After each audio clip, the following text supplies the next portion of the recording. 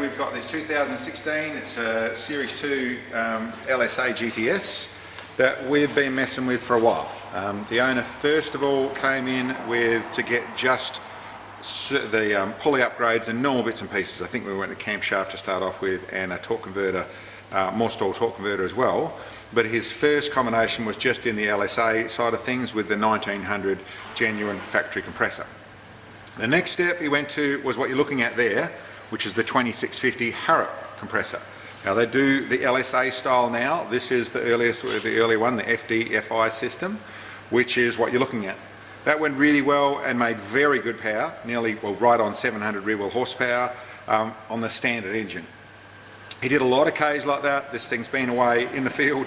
I think we've got over 150,000 Ks on it, and it ended up with a little tick in the engine, which was a lifter failure. Not that uncommon for a LS engine, for a lifter failure.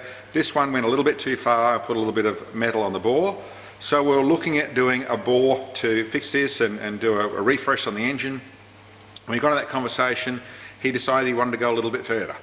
So in the rebuild, got thrown into it a Dart cast iron block and a set of Texas Speed, but the PRC cylinder heads.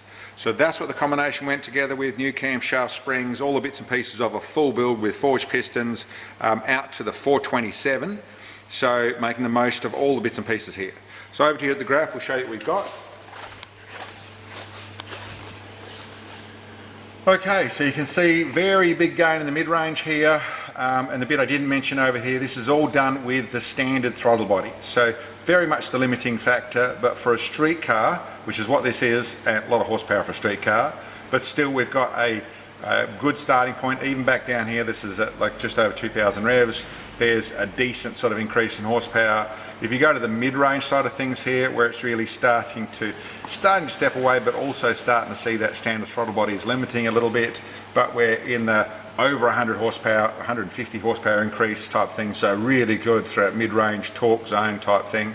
Up at the top end, you see it's a nice round power curve, so it's going to pull really well on the road. But you see its full power is there at just under 6,000 revs. We're seeing 740 rear wheel horsepower. And then it's tapering off at the top here. If you come over to the boost graph, you see what's going on. We're back down into the 12 pounder boost, right in the top end there, where it was starting, right back down here in the 15.5 pounds of boost. So we could at this stage go to the larger 102 or large throttle body of some form or other on there. The system is designed to take that, but we're not trying to create top end horsepower. It's not a horsepower hero. It is just a very powerful street car. This thing's going to be awesome to drive at quarter throttle, third throttle, 3,000, 4,000 revs. This is going to pull really, really well. So anyway, this is the refresh. Like I said, turned into a block and cylinder heads. Not that I needed to go there, but wanted to go there. Last one of this sort of thing from Holden, so this guy really wanted to turn it into as much as it could be, and still keep it with its street car manners.